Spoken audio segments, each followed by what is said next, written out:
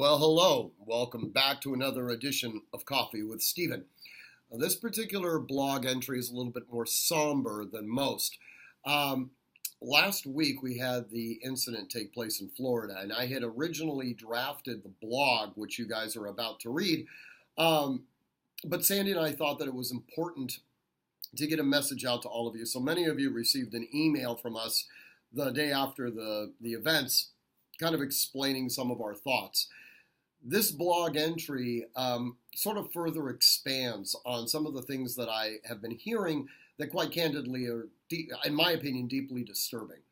You know, immediately following any sort of terrorist event where somebody with a firearm stops another individual from engaging in mass carnage, and we in the pro-gun community point out the obvious fact that guns can be used to save lives, we're instantly accused of politicizing an event. However, when the other side takes it upon themselves to pontificate about common sense gun reform the day of a mass shooting event, if we point out the sheer hypocrisy on their side, we're labeled as the bigots, which is problematic in and of itself, but unfortunately is probably par for the course. Regardless, the day of the shooting, I was driving home and I heard Senator Nelson of Florida being interviewed on Fox News. And he began by articulating how he was a strong supporter of the Second Amendment. After all, he's owned guns for years and he hunts.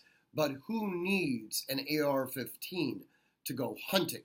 Much like Chuck Schumer would articulate that he was a strong supporter of the Second Amendment, and yet no one needs a semi-automatic firearm to go hunting.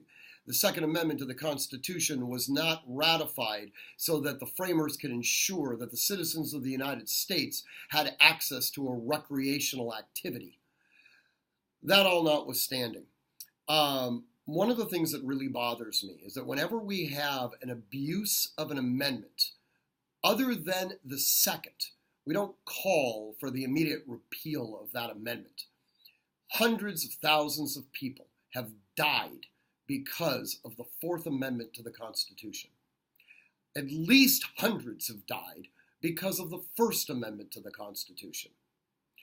We would never, ever dream of abridging the First Amendment to the Constitution because of the events that happened in Jonestown. We would never dream of abridging the First Amendment to the Constitution because of the events that had happened in Waco. We would never sit there and look at the Fourth Amendment and see an individual released from custody because of police misconduct in establishing probable cause and having evidence suppressed, and then having that defendant walk out on the streets and ultimately kill or injure somebody. The reality is that sometimes the amendments are abused by individuals.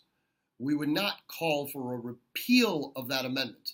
The fact of the matter is, those amendments are recognitions of rights that existed within all of us before the formation of the Constitution in and of itself. We could no more repeal it than we could sit there and say that something that's endemic to ourselves needs to be ripped out of us and made illegal. Now, I'm getting a little bit passionate about this, as I'm sure you can see. Regardless, I hope you read the blog this week.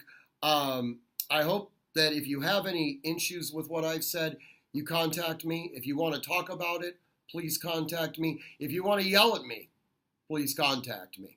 My email address, as always, is stephen@artemishq.com. As always, train constantly, train consistently, train with purpose, and above all else, stay vigilant. Thank you for watching this video blog, and I will look forward to seeing you next week.